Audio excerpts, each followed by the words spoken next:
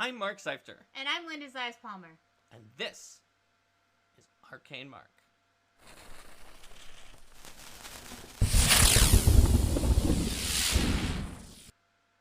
Welcome, everyone, to part 4 of Bestiary 3 Biased Reactions. Now, unlike the Elite Creature template, that's not Bestiary 6, the page number of the actual creature.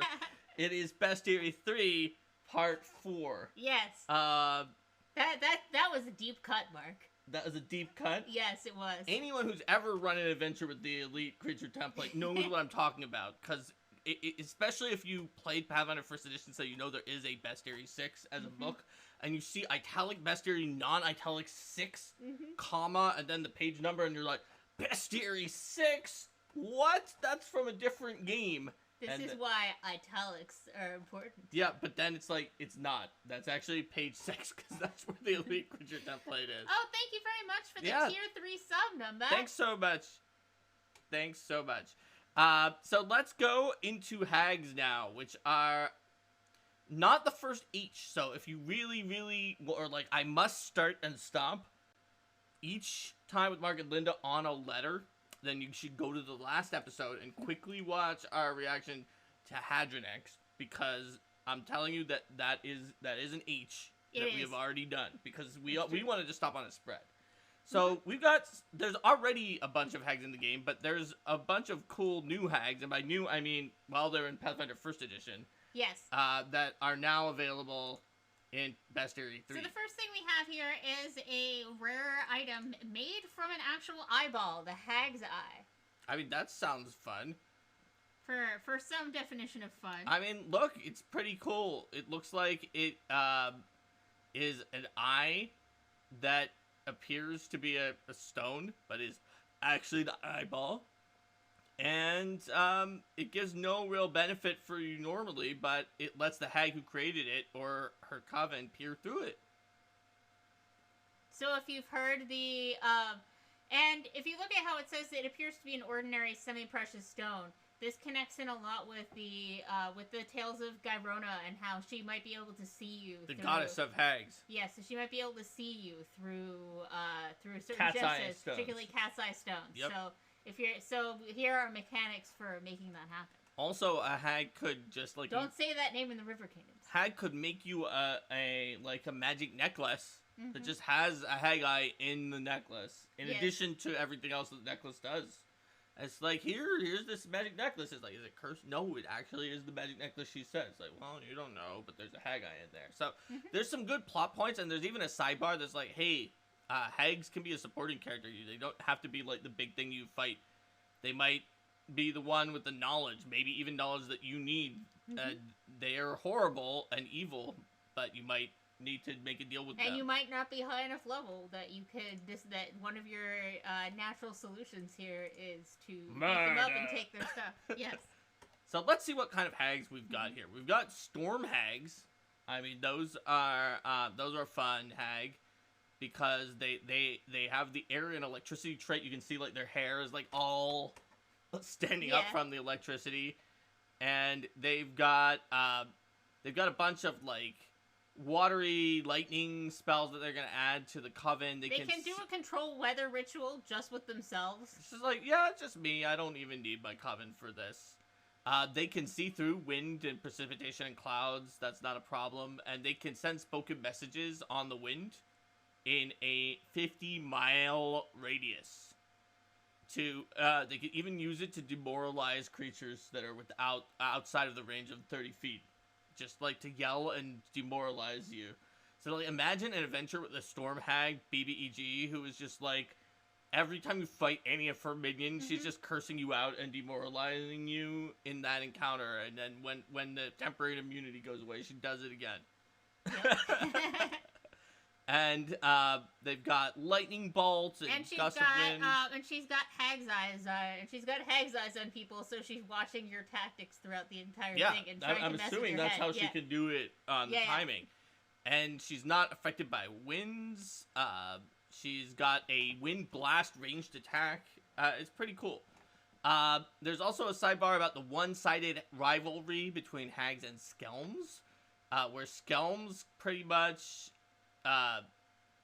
think that hags are their rivals and they hate them, and hags are just like, skelms are garbage. We just don't care about them. they're so much beneath us, whatever. Skelms are actually a really interesting sort of like flip side version of hags that we'll get to later. And one of the things that these hags have, I think all of them do the coven ability here, which lists some additional spells that they add to. In fact, all hags have that. Yeah, I saw that these two did. I figured that all of them do. Yeah, the ones in Bestiary 1 as well. Very cool. It's sort of based on some of the ideas that were in your part of Blood of the Coven about different special covens with different hags. And I wrote the hag entries in Bestiary 1, and I based it off of the ideas that you told me. Well, there we go. We've got the Winter Hag, which they're pretty cool. They're gonna entrap you using snow. Possibly just forcing you. They use lies too, and try to drive people to suspicion and hatred of each other, and tear places apart. But they'd love to like create a blizzard that makes you stuck in a building with a bunch of other people you barely know who are passing through, and then just seed suspicion. Maybe try to get you to like be worrying. It's like, do we have to kill each other for food? Who should we do that to? Like a winter hag might do that. Yep. They're pretty nasty. They can add Cone of Cold, Solid Fog, and Wall of Ice to their coven. They obviously are immune to cold. Why would they not be immune to cold? They've got some ice abilities. They've got their magical ice staff. Oh yeah, that's right. You see it in the art that was on the previous spread, but they can just craft a magic ice staff that can do some Cone of Cold, and they are also ice climbers, like Nana and Popo. Yep. That's right. So there's all sorts of things they can see through snow. It's just a bad situation if you have to fight one in a wintry environment. Speaking of insidious hags, blood hags probably take the cake for that because they wear the skin of their slain victims to blend in innocuously with the culture that's around them during the day. Blood hags, Linda's top B3 hag. Yep. You could even take their skin and use it as an ingredient if you're a less scrupulous adventurer. You probably don't want to do 80 that. to 120 gold. You might later learn that you have unleashed a terrible scourge on the world.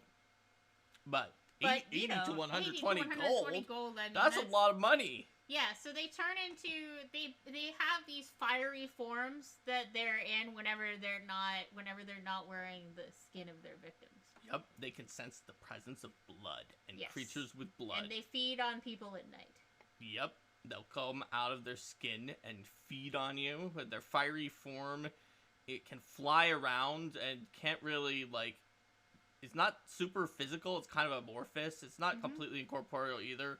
It does fire damage. And yeah, they can drain your blood. They like it. Tastes good. So those are all, and then the last hags are moon hags, which are harbingers that work for Groatus, a evil moon deity that if you don't know what he is, think about that moon in Majora's Mask. And it's kind of like that. He's just like, I'm a giant moon and someday I'm gonna destroy the universe or something. Whether or not he actually will, who knows? But that's what Groatus thinks. And moon hags like Groatus. They have soothsaying powers. But what they always try to do is make predictions in a way that lends people to misfortune. And when they gather information and they know things, everything's horrible. Yeah, they like to tell people just enough information so that they might think, oh yeah, this is the way that I'm going to succeed, and then they fall into a terrible trap. Makes them stupefied. And then the moon hag themselves can gain huge bonuses in the light of a full moon. They add plane shift, scrying, and spirit blast to the coven, which are really some like A rank spells to add to the coven. Like suddenly the coven becomes a multi-planar threat if you've got a moon hag in there. They've got ferocity, which is one of the most pain in the butt reactions in the game if you don't have a good way to deal with it. And of course they can throw around confusion and fear at you, because why not? I mean, they've got talking corpse, though. Maybe you need them to help you have a corpse talk to you. They can read omens, too. Maybe you want to listen to that. Yeah, they're seers. They're so helpful. Thanks for subscribing, They're Stump helping. Monkey. They're helping Bizarro. Alright, so after that, we have a much cuter creature. Aww. It's a little Harmona. It's a Harmona. You can see this size here relative to the helmet. That's right. So these are a new type of curious bird fae that like sweet treats, and they particularly don't like anyone who decides that they want to. They particularly don't like anyone who decides that they want to capture them or confuses them with an ordinary bird. That's right. They also have now tied with Linda. With your Fastachi for the highest level tiny creature in Pathfinder first or second edition. It was probably much easier to deal with it in PF2, where you don't have to worry about trying to give abilities within the ability score range. They can actually just do offensive stuff, whereas your Fastachi barely didn't have much offense, but it could just find you in any cornfield and was terrifying from a not direct combat sense, but kind of from a behind the scenes always knows information kind of sense as an opponent. But yeah, the Harmona are super cute and curious, and they love sweet things. They have a reaction where whenever you come next to them, they fly 10 feet away, which is extremely annoying if you're trying to get into melee with them. But it can be very funny. They could shoot out a giant sonic pulse that does a massive amount of damage for their size and pushes. That's their main thing, is just this huge sonic pulse. They can do concussive blows that stun you, a subsonic pulse that can kind of overwhelm you and knock you prone, an ultrasonic thrust that is super high frequency that winds up pushing you and knocking you off balance and dealing massive bludgeoning damage. Were these based at least in part on the thoughts of just how quickly a hummingbird's wings flap? It might be. I'm not 100% sure, but they are first world fae creatures that are sort of they accompany high-ranking members of fae courts. And over here we have another very small thing that is a lot less friendly than a Harmona. It's a hell wasp swarm. That's right. Yay! Hell wasp swarms. They can make colonies. These infamous wasps that might be liable to burst out of a body that you find when exploring a dungeon. You think, oh yeah, well, whatever monster slew this person whose body is now lying on the ground must be long gone by now, right? And they can infest the corpse and make it move around like it's a zombie or something. If they want, they can abandon the corpse, attack you with their hell wasp stings, which are obnoxious and have obnoxious venom. Just like in Pathfinder First Edition, they've got quite a few resistances to their name. That's right. They also have a really obnoxious area of effect confuse effect. The one good thing about their Torturous Buzz is if they're doing their Torturous Buzz and you're not in their space, they're not also stinging you that turn. And the other upside is it does only last for a round unless you critically fail. The downside is until you critically succeed, they can just keep doing it. So if you have an encounter with Hell Wasp Swarm and then some other fiends that they're backing up, the swarm can just keep confusing your party while the other fiends attack the people who aren't confused. Really can be a big problem with that. They have a lot of options. Alright, so moving on, we get to the Herexen. They are similar in some ways to the Pathfinder First Edition Hukava, but they have some differences between Hukava and Herexen. Their abilities are pretty different. I think we're not on the right page. Yes, apologies. Let me fix that. Linda, Alftra is one of the people who recommended that show. Oh, yes, sorry. I'm talking to Chad as well. Yes. So, the Herexen is kind of like the Hukava, except for that its abilities are really different, but the base idea that it's a cleric who rebelled against their deity and it's become a blaspheming undead. That's still there. But they're a little bit more, I guess, unique from other undead, whereas the hook of it was just like, it's like a lich, except for it's a cleric, and it doesn't have a phylactery. The Hyrexen, they basically try to parody and go against their deity, which means that they have the deity's favorite weapon, they have some domains from their original deity, even though they're no longer worshipping them. And then they gain a final blasphemy ability that does a giant harm spell when you destroy it, which can be a big pain. Plus, they have a ton of harms to begin with, and they're greater Hyrexens that can gain even more powerful harms and the more powerful domain effects. So, you don't even want to deal with a bunch of Hyrexen if a whole group of clerics get turned against their deity, because each time you kill one, it's going to blow up and heal the other ones and harm your group. That's just like a recipe for disaster. Yeah, for sure. But there is something cuter on here. It's a house drake. It is. I like the silver piece here for a size comparison. Yes. Well, it's because they like to scratch silver things. That's like part of their way that their behavior is.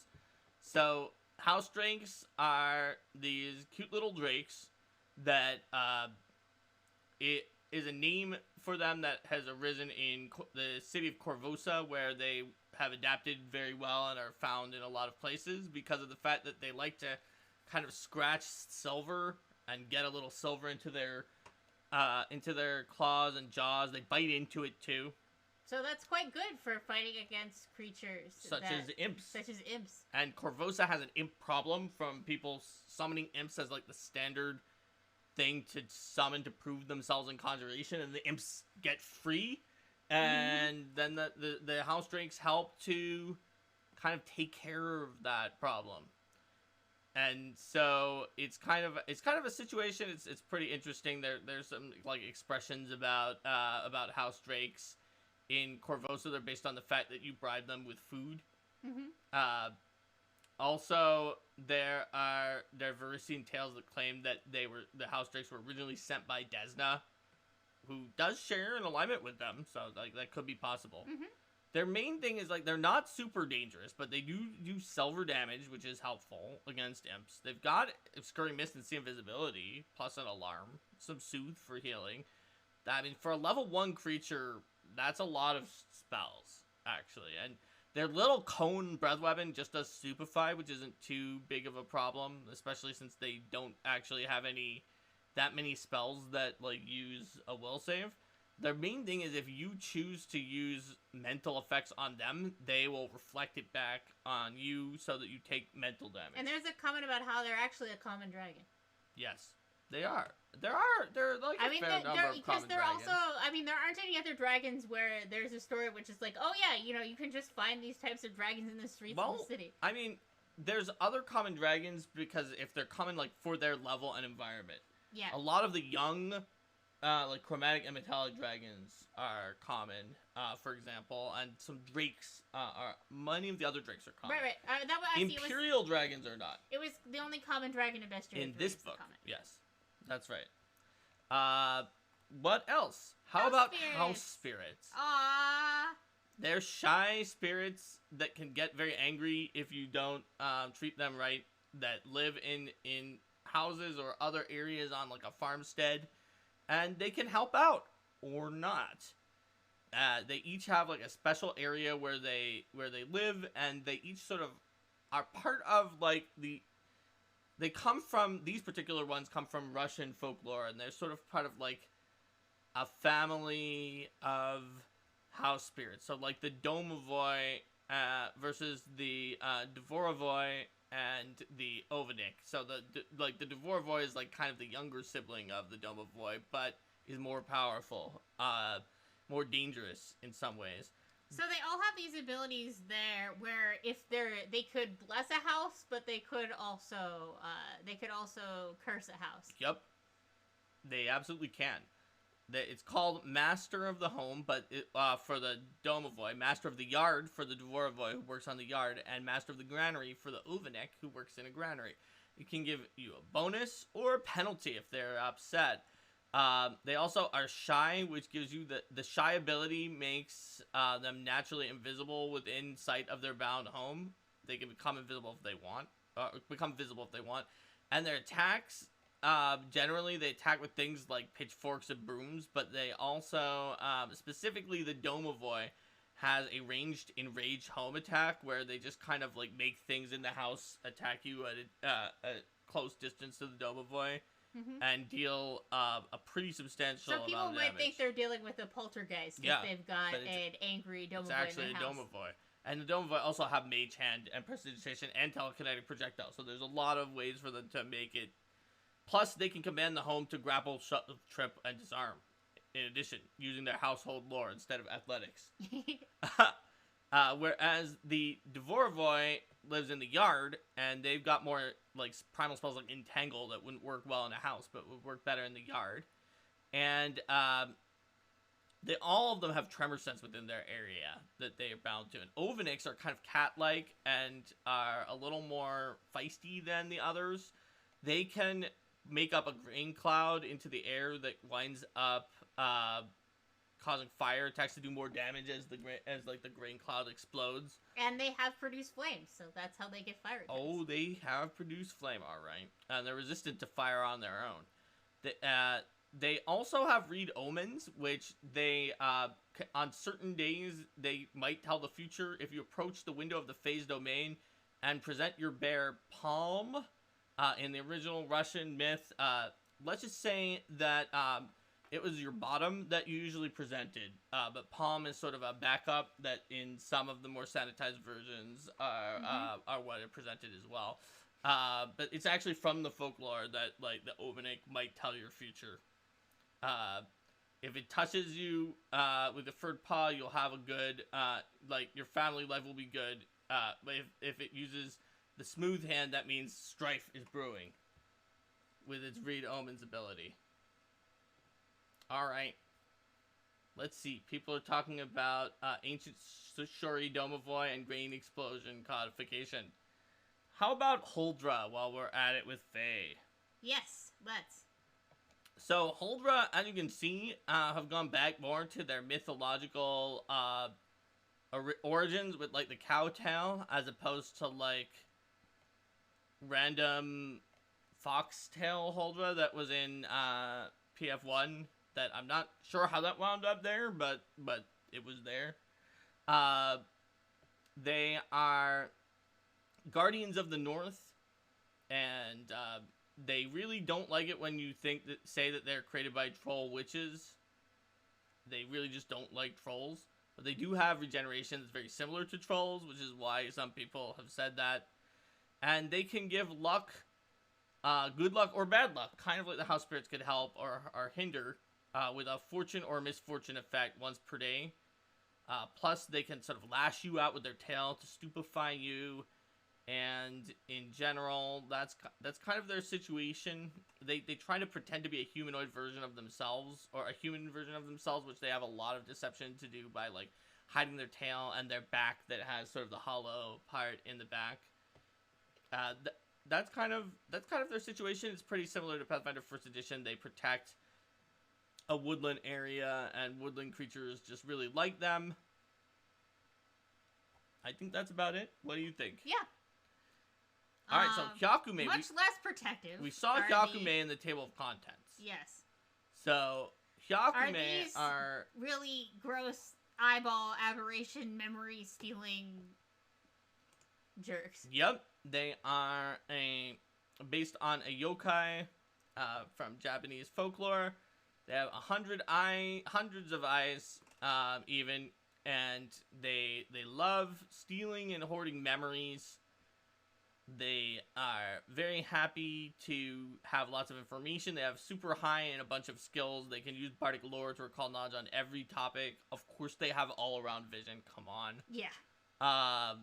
If anything was ever justified to have all-around vision. Their fist can kind of cause you to become stunned with a scatterbrain, where you just like some of your memories get confused, and if you critically fail, it can steal memories on you without spending all the actions, which is a big problem for you because normally it takes this whole turn to do that.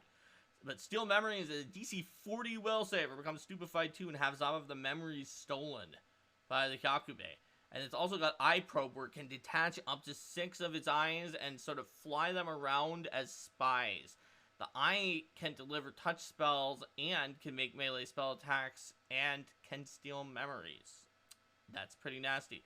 It's got 8th level charm, so you can charm you all. Disappearance, which is a huge pain. There's almost nothing that's gonna let you see something with disappearance. And mind blank also. And mind blank, in case you thought, well, Mark, I can use true seeing to see through disappearance. Yep. Well, maybe not. Plus some pretty high level dispel magic, mind link, airwalk, hypercognition. Like, this thing is a pain to deal with. Fortunately, it no longer has Pathfinder First Edition ability to just instantly kill you in one hit like it did to your character in Iron Fang Invasion, but it still has a lot of abilities. Let's see what's next. The letter I. Featuring only Incutilus. one creature with the letter I, the Incutilus. It's the only I in the whole book. The Nautilus, the... Wait, the Hayakume had hundreds. Alright, so the Incutilus is not this entire creature, really, but rather the... It's the hat. The hat, shall we say. The Nautilus-like creature that's attached to the head of this corpse that it is puppeting. Yep. And that's exactly what they do. They puppet a dying or dead body and just move it around to do basic actions. And yeah, that's its situation. They're certainly a scourge of ships. Yep. And they can do their puppet master ability. They can abandon puppets if they want to abandon puppets. They can attack with their tentacle and grab you and try to restrain you, because if they can restrain you with a critical grapple at any point, they can use Puppet Master on their next turn, and you're pretty much done. Yep. So dealing with the horde of these in particular is troublesome. Oh yeah, and if another one can knock you out, then the one that's next to you can just grab you, and you even keep your own AC, hit points, fortitude, and reflex save and physical strikes. So that's gonna be a huge issue if even like a stronger monsters are like they focus fire a martial PC, and then they have like a crappy level 2 Incutilus, and then you let the Incutilus live to do this, and it's delayed its action to just grow onto it, and now suddenly you've got the will save still uses the Incutilus' will save, but imagine like a 10th level fighter who suddenly is now controlled by this Incutilus in an encounter that's like fit for a 10th level party. That's terrifying. What about Jurogumo? It's also from Japanese folklore. They don't like Tengu very much. In fact, they fly into a rage. They are spider people. And some worship Norgorber, though most of them just live alone being spider people. They've got a really nasty venom, for sure, that stupefies and then eventually paralyzes. For hours. For hours on end, yes. It is very nasty. They also have a darting legs reaction, where if you try to attack them, they raise a leg and gain AC against the attack, but only if they have their spider legs. Which is, like, for a level 13 creature, is not that obnoxious. There's a comment about expecting them to be buddies with Ettercaps. They could be, but they're usually solitary, so... I could see one of these potentially commanding a group of Ettercaps. Especially if they all worship Norgorber together. Yeah. They can use their spider legs, they can make web traps, which can immobilize their foes and is pretty hard to escape from. They've got spells, especially a 7th level summon animal is like a pretty substantial summon that they can throw out. They can suggestion you. They can be a pain, especially for lone travelers that they like to come upon. Teams of adventurers have a lot of sort of skills and abilities at that level that they probably can escape the Jorogumo's traps, but it'll depend on the situation. Yes. All right. So what's next now that we finished all of J, which is also one letter? Kami! Kami! Aww, the ones on this page are so cute. Look at these Kami. They're divine nature spirits native to the lands of Tian Sha, far to the east of the Inner Sea region. So Kami are actually fully spirits. They're made of, unlike a lot of other nature-y things that are called nature spirits, such as the spirits that form leshies, that which are are primal? not spirits because Yes. they are completely primal and are made of a vital life essence. Kamis are the one thing that, like, this actually is correct description of them. They are made of spiritual essence. They are divine, and they have a ward in nature, and they are very, very associated with nature. So they are the exception that proves the rule. Yes. They are pretty cool. They're connected to their ward. They can merge into it, and they each have some very different and special abilities and information about them. So, for instance, the Shikigami. Shikigami are the weakest Kami, and they are kind of usually bound to just like some kind of small area, like a garden statue or vase, like a small work. They typically bind into a paper form, but their paper form can also cause them to, like, take a form that's more based on the work that they're bound into. So Shikigami traditionally have been paper creatures, although in Pathfinder 1st Edition that wasn't really in the monster Shikigami, although it was in the Kami medium archetype. So yeah, Shikigami are pretty interesting. They kind of have a more mixed opinion on civilization than other Kami, because usually the thing that's their ward is kind of like a work of mortal kind. Like a garden, for example, as you can see in this example. Yeah, absolutely. And this example 1 protects a garden and has a gardener's spade, and you can kind of switch it out for something else, which it makes sense to me. The spade is definitely kind of cute looking and funny weapon. Excuse me. And they can throw their spade too as their ranged staff. Yes, they can throw the spade, but then what are they going to do? They can do animal messenger. They're pretty cool. They usually don't have treasure, though, Kami, in total. So Kodama are kind of like, they are forest spirits that inhabit a tree in particular. When you think of Kami in movies, or like those little things in the tree in Princess Mononoke or something like that, they are often, that is based off of the idea of the Kodama. The Shikigami and Kodama are both from types of Kami from directly from Japanese folklore. The paper part is a really important part for the Shikigami. Kodama, they're kind of like this. They deal with trees. These Kodama have distracting gazes that can fascinate someone. They have like a little spiritual rope that was an important part of their myth that they gained in Pathfinder 2nd Edition, an ability based on that they didn't really have before, where they make these little spirit ropes that... they grant resistance to evil damage, much like the resistance that they themselves have. That's right. They can grant resistance to evil damage and some AC and saves against. Or rather, evil that's how they get it, but they can also wrap it around. Yes, they get they have all those effects taken into account, because they are wearing it by default, but they can also give it to someone else. They can even tree strike, which is like obscenely higher level than they actually are. Which is, I mean, it makes sense. They're the tree Kami. I mean, they probably don't want to get that far from their ward, but they can do it. Plus, speak with plants. Yes. So, next Kami, Zuishin. A large jump in the creature level on this Whoa, level 10! Zuishin are protectors of, like, Torai gates and pagodas and different thresholds that you would go into for, like, a special sacred place. They look like samurai with, like, no legs and, like, whoosh coming out from the bottom of them. They have a bow. They've got a katana. They've got attack of opportunity. They can shoot out healing arrows if they want. Their weapons are holy. They're just kind of... They've got breath of life. They're kind of like... Remove a disease.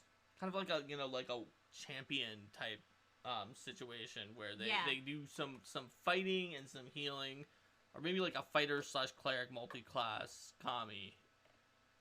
They're super guardy, and they're lawful good, whereas the Kodama are neutral good and the Shikigami are lawful neutral. Kami can have all sorts of different alignments, though they typically are not evil. What about the Toshigami? Toshigami These ones are super rare. Yeah. All the other ones are actually common in Tian Forest and other areas. That doesn't mean that they're everywhere. It just means, like, for a monster in that area, they're relatively common. But Toshigami are rare.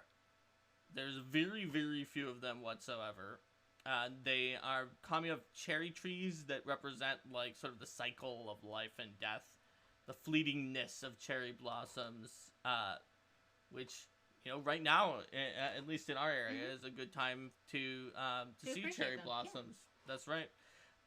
So they've got fleeting blossoms that can deal mental damage and negative damage to living creatures or positive damage to undead. They've got like a swift staff strike where they can make a whole bunch of staff strike. They're touch of ages that can either rapidly shift you to an advanced age or an infantile state to give you all sorts of penalties. And finger of death, AoE haste, regenerate.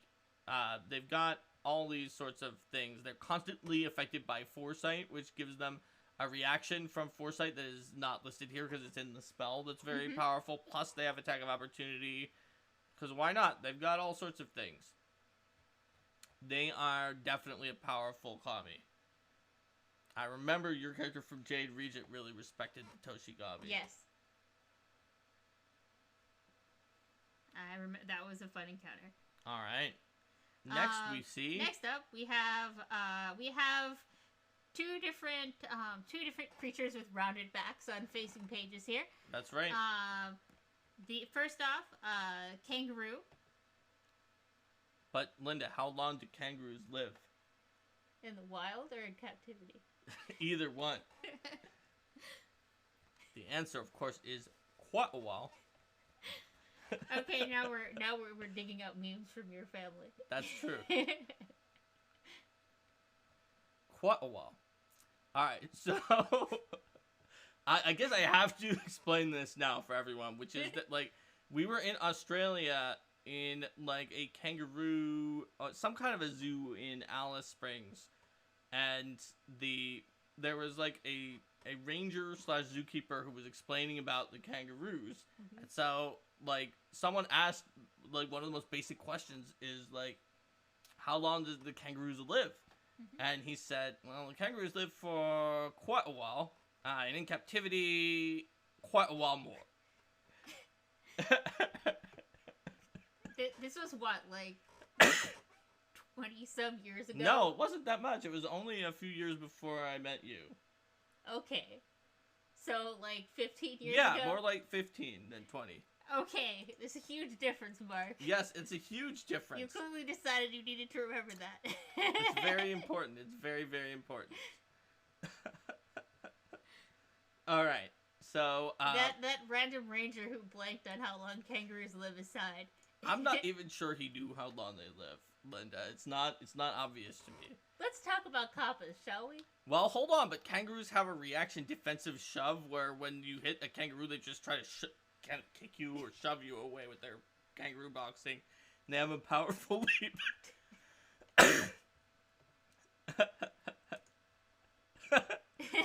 Kitsune Warlock says 6 years in the wild, up to 20 in captivity. Now we have an actual answer. We have an actual answer for it. Well, we'll have to tell your parents about this when we chat with them. It's very important.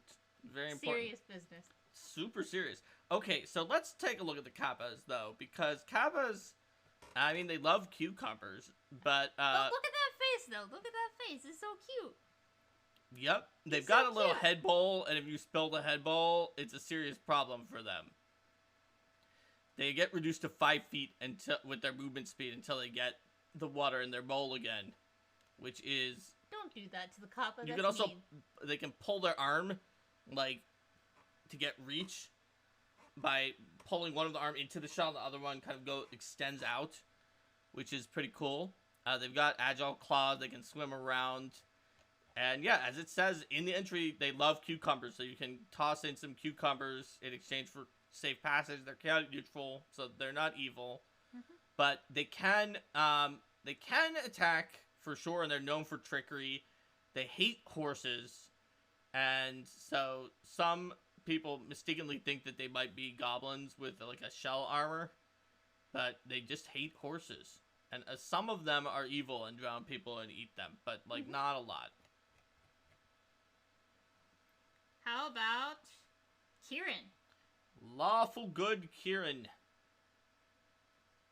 So, yes, Kieran have a strong sense of justice. And they are these beasts with like air and fire abilities. They've got a reaction where they can intensify the wind around them to give them a huge AC bonus against ranged attacks. They've got a peaceful aura, so it's hard to actually like attempt to use a hostile action when you're near a Kieran.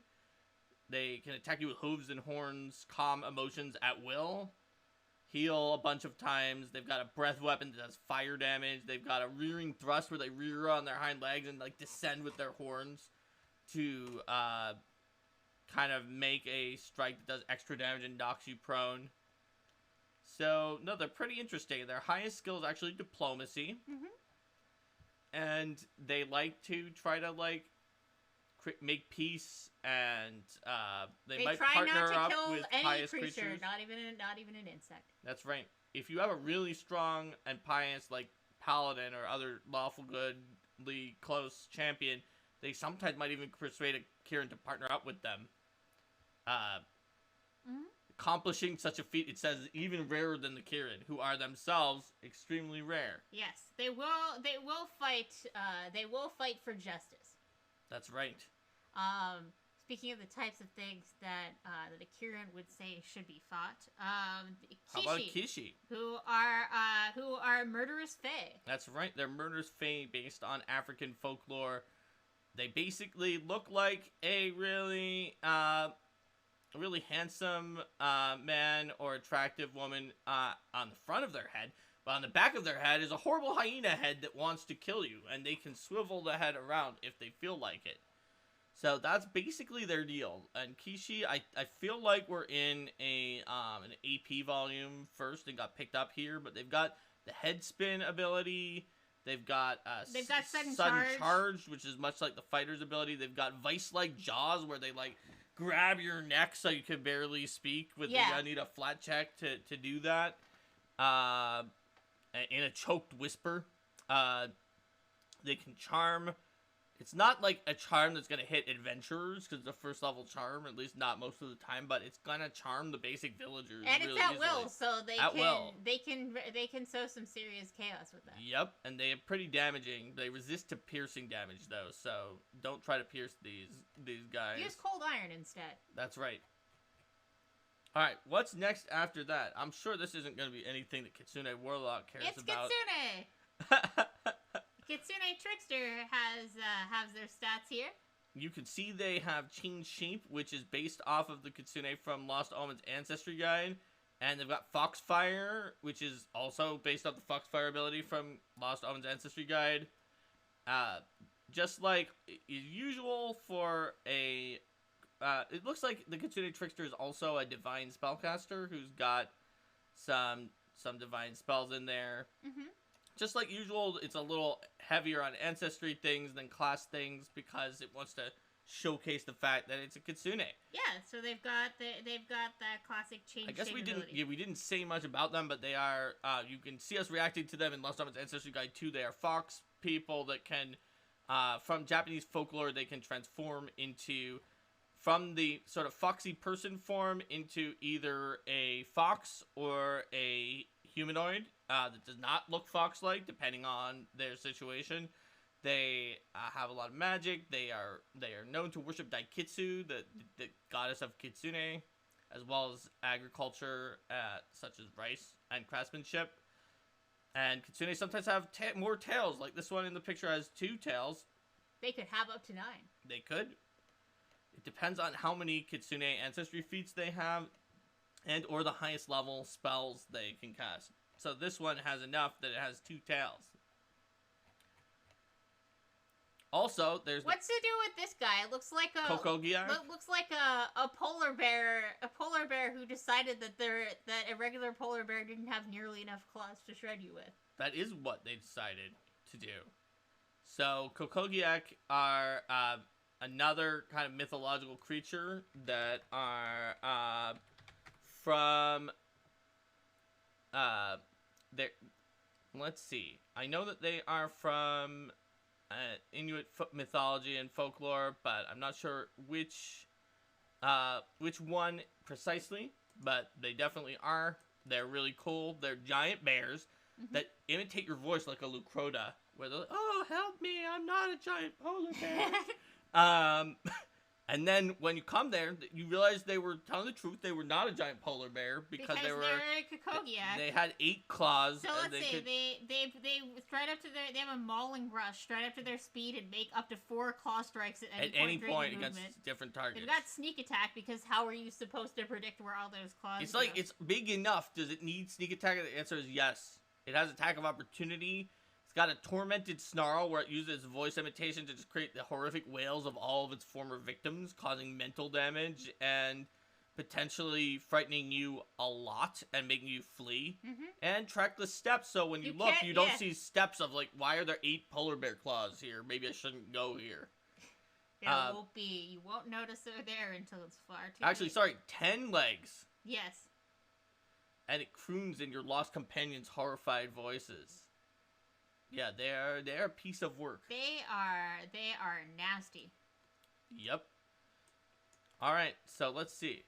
How about what's going on with the Kongomato? I think they're Kongomato. also picked up from an AP volume that they're from the Mwangi jungle, and they basically they're neutral, so they're not like as big of a problem as some of the other ones we've just been looking at.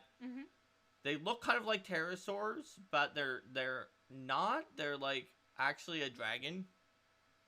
They're not a very smart dragon. They don't exactly have a lot of magic, but they are actually a dragon.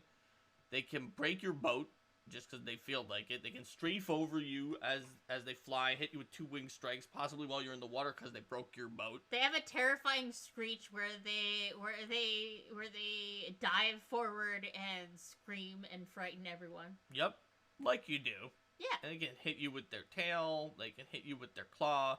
They can hit you with their beak. They can pretty much hit you with anything. They also have attack of opportunity too. So that's a thing. That's the Kongomato. What about Coventus? That's a new type of creature. They're a humanoid-looking creature that are known. They're reclusive, and they're known for their inborn talent for geomancy. And they live in small groups in natural places far from civilization. They have a nature's, this one, the Coventus Geomancer, has a nature's rebirth ability where when it's slain, transforms into like a stone or a rivulet in the body of water or something that just becomes a part of the environment. Has a mace and sling attack, some primal spells, because this one seems like it's probably a druid of some kind. Maybe. I guess they're innate spells, so maybe not. Who knows? It's a Geomancer. It doesn't really say. Yeah, there's not like an ancestry write-up that would say exactly what everyone has yet. It's got some resistances that are pretty unique. Air, earth, plant, and water. And Nature's Chosen. Once per day, this particular Geomancer can cast a 3rd level primal innate spell by casting something that matched a trait of a particular other spell that was cast in the same area. So, for example, if a earth spell is cast, then they can cast Meld into Stone. Nice. If a plant spell is cast, they can cast Wall of Thorns. So, that's the Coventus deal. Speaking of things that start with K and end in US, but are much eviler. Krampus! Unique level 21 creature. A tall, goat-like humanoid with a pointed nose. everyone knows about Krampus and his legendary Krampus-tide abilities. He basically comes around. He sees through the blizzard. He is basically immortal. At least he can't die of old age. If you kill him, a new Krampus forms elsewhere after a year's time. So you've got to kill him every year. He's got his iconic capture ability. Yep, he'll capture you in a basket. It's an extra dimensional basket. It's extra dimensional. It is. He can punish the naughty. If you're naughty, he gets bonuses to punish you. So that may look like a small basket, but he can carry multiple creatures in that basket. He can regress you from the basket into a small child. He can step through the snow with ease. He's got baleful polymorphs, cones of cold, wall of ice, all sorts of cantrips. He's got his evil spiked chain attack. And honestly, like, the regression ability is pretty nasty if he captures you, but if he doesn't actually capture you, he's really not that big a deal for a level 21 creature to deal with. But if he does, you should be very afraid. All of your proficiency of expert or better reduced to trained. And if that means you can't use a bunch of your feats, that means you can't use a bunch of your feats. Yep. That's a huge pain. That's major. That's 24 hours long, and by the time you fight him, you probably had some things that were legendary that are now 6 worse. Yes. So, but as long as you can avoid getting captured, he's not really a big deal. But if you get captured and then you have to fight him after that, you're going to be in big trouble. And you can tell all sorts of stories with Krampus for a holiday campaign. He's killed another one with all of his memories come back. So if you decide that's what I was saying. You have to kill him every year if you want to stop him. And you can bet that he'll have a motivation to try to capture you if you thought he was being naughty the first time. Yeah, exactly. That was being naughty. Why were you so naughty? I don't understand why you were so naughty, Linda. Speaking of creatures that have an interesting story to tell, this one also from Japanese folklore, the Kuchisake Onna, which is the slit-mouthed woman. Like, pretty literally, it's a story about a woman who often is wearing a surgical mask or something, who asks, "Am I pretty?" And if you say no, then she will cut you up with silver scissors. And if you say yes, then she will reveal underneath her mask this horrific aberration situation and be like, "Even now?" And if you say no at that point, she'll kill you. Whereas if you say yes, then she'll say, "I'll make you like me," and she'll cut you up. So it's a kind of a story of a no-win situation, except there are ways to try to weasel out of it, from the folklore that are also in this creature. It's an aberration. It's compulsive at counting things, so you can try to throw a bunch of things that make it count. But it even has the abilities, "Am I pretty?" and "Even now," which just allow it to sort of ask you the question and force you to answer the question and potentially make scissors strikes against you with very high action economy, depending on how you answer. Plus, lingering enmity causes her silver scissors, which are manifestations of toxic malice that created them. Fortunately for the world of Golarion, they are rare. When below half hit points, all the attacks deal 66 bleed damage. Pretty nasty. They are weak to mental damage, though, because they are, like, they're trying to trick you into this situation about answering the question, but, like, mental enmity and horrible situations are what created this creature, and they're still weak to that, even now. But they're resistant to slashing damage. Then there's the Kurobozu, or Black Monk, as literally, that's what the name is. They are an evil version of monks, also from Japanese folklore. They're very envious of living monks, especially their own former monastery. They'll kill all of those monks. They do have an affinity for malcontent monks, though. They might actually secretly help them. But they've got, their attack has Siegebane, which causes people to become stupefied up to a high amount. They've got Black Apoxia, a horrible disease that can kill you. They've got Brawling Critical, and like a monk and a stunning flurry of blows, which combines sort of stunning fist and flurry of blows. Plus, they can steal your breath, and you can't even speak. That's pretty bad. It does only work if you've already been paralyzed, slowed, stunned, or unconscious. But not being able to speak for 1 minute is horrifically bad if you need to be able to speak to cast spells or use some of your abilities. And that happens on a success. Yup. Yeah. Super, super nasty stuff. So, the last, but not the least of the K's is Kushtaka, or land otters, which are also from Inuit mythology. They're really interesting because you think, oh, is this just an otter person? But they're super evil. And they're not just an otter person because their big deal... I think Kushtaka is how... Oh, Kushtaka. Yeah. Okay, so the Kushtaka, their big deal is that not only are... do they look like otters, but their main thing is that they are separated from their spirit. So they are a being whose spiritual essence has been kicked out of them. And because of this, they have none of it inside of them, and almost pretty much nothing else does. A construct, maybe. But they've been separated out, specifically nulling the spirit, which means they just can't even see haunts and incorporeals, things that are made of spiritual essence, on only spiritual essence. They're just like, no, that's not there. And those effects are invisible to them, they're inaudible to them, and they can only affect them if, like, a ghost makes a fireball or something. They mostly can't affect them either.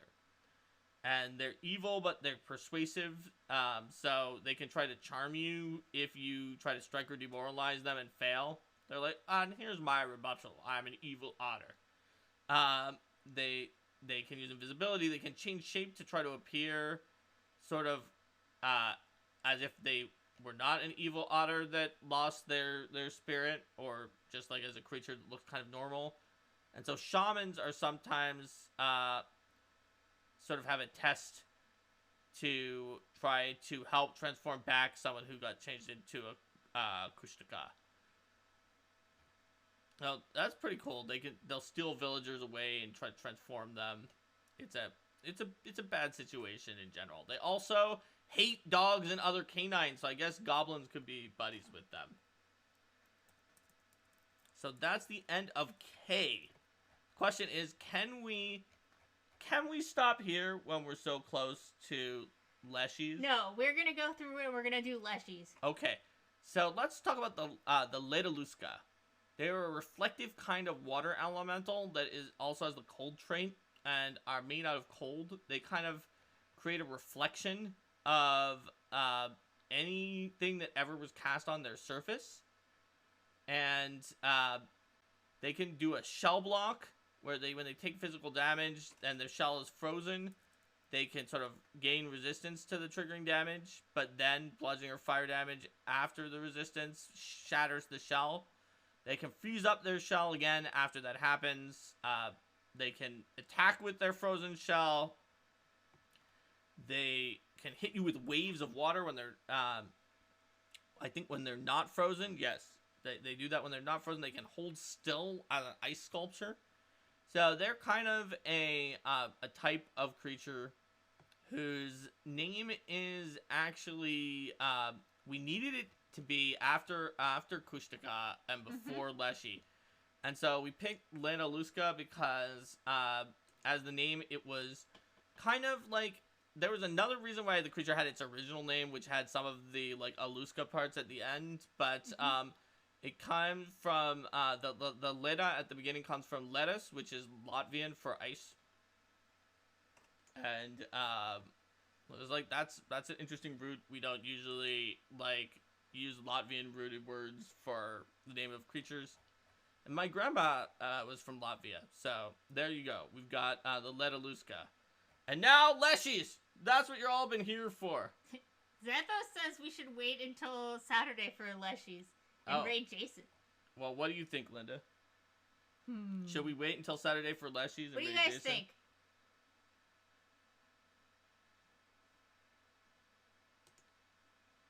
Linda, you decide. You're the queen of Leshies. You're the over Leshy.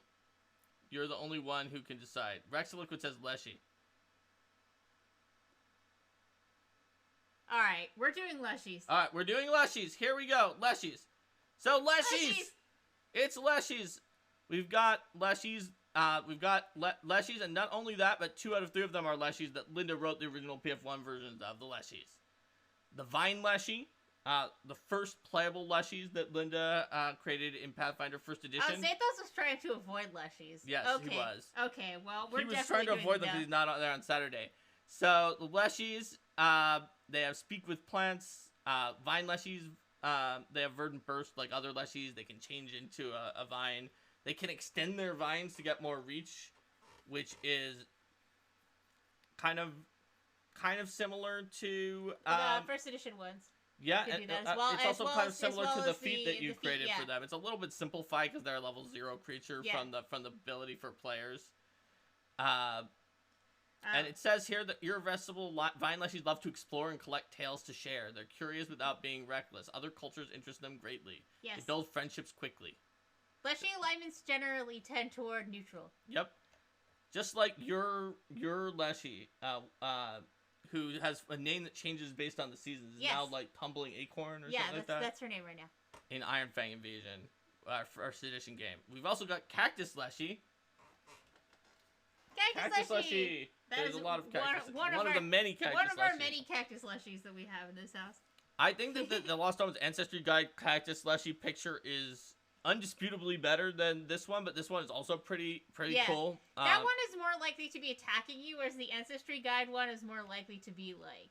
Yeah, I think like the goblin-like face is a little bit off, but I really like the fist with like the spikes in it and sort of some of the different thorns that are coming out and the little flower on its head. Mm-hmm. So the Cactus Leshy are a little bit nettlesome compared to other Leshies, but they're prickly, but they're very loyal if you can earn their trust. And they can make they have an ability called Lil Oasis, where if they're willing, that you can harvest water from them to fill a water skin without harming it. Yeah, and as the Ancestry Guide goes into, these are the Leshy spirits are not defined by their bodies, but but spirits have certain bodies that they tend to prefer more, and so when you see Leshies in Bestiaries, you're going to be seeing sort of the more typical spirits. They have completely different body shapes, but yeah, they've got the very typical spirits for those Leshies. Mm-hmm. So if you try to grapple the Cactus Leshy, you're going to take some piercing damage. That's your own fault. Why did you do that? Yeah, you want to hug a Cactus Leshy. They can change into a cactus. Just because they're covered in spikes doesn't mean the Cactus Leshies don't deserve hugs, Mark. Once per day, they can shoot out piercing spikes around them. And then there's the Seaweed Leshy, which we already made a Seaweed Leshy Sharkshasa hunter that failed to solo a Sharkshasa that was 1 level lower because it was a bard and would have been better with the team. This Seaweed Leshy, they're calmer and a little bit more tranquil. They kind of go with the flow, like that's sort of their deal. They do form friendships with freshwater Leshies, but they think that freshwater Leshies are too sheltered and naive. It's like, oh, really? You haven't seen the big picture of the ocean. Yeah. They can attack you with seaweed strands, but they also can shoot out water jets, and they it's salty water, which can it's got dazzle sea spray. Yes. It can impair your vision. It even can blind you on a critical hit if the target fails the saving throw. You've got to spend interact actions wiping the salt out of your eyes if you want to get rid of that effect. So, what do you think about the Leshies, Linda? They're Leshies, I love them. Every Leshie deserves love. What do you think about their undersea treasures, where they dive deep to salvage coins and sometimes bury caches of loot that they can return to? I can imagine this Leshie here having loot attached to her her sort of what do you call those? What do you call what? Her pants? Yeah. Her puffy pants. Puffy pantaloons. Yes, pantaloons. All right. Thank you. There you go. Thank you. All right. So you found the word. That we have it. We're going to stop now at Leshies. All right. Leshies are a good place to stop. Let's say goodbye to YouTube. Bye, YouTube. Bye, YouTube.